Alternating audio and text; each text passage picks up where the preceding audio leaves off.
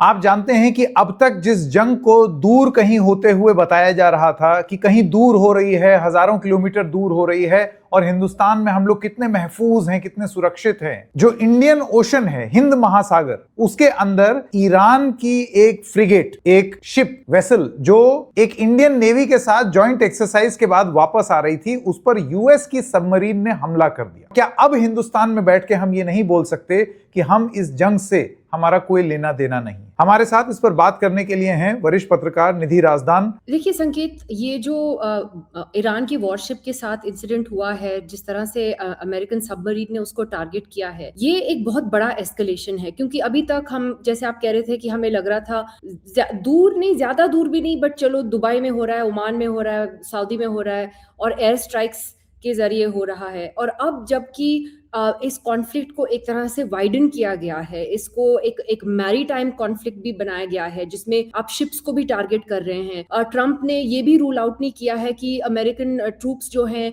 वो ground invasion भी कर सकते हैं ईरान में। क्या कहूँ मैं, इस बंदे के साथ कुछ भी हो सकता है। तो इन अ सेंस ये जो कॉन्फ्लिक्ट है, it is a multi pronged conflict now. दूसरा, ये हमारे बैकयार्ड में हुआ है। जैसे आपने कहा, ठीक है, वो इंडियन टेरिटरी में नहीं हुआ है, लेकिन हम बड़े शान से कहते हैं कि हम इंडियन ओशन के प्रोटेक्टर हैं। नेवी ने कहा है, पीएमओ ने कहा है कि हम इंडियन ओशन के बारे में किस तरह से वो we are patrolling this area, we are looking after its security etcetera.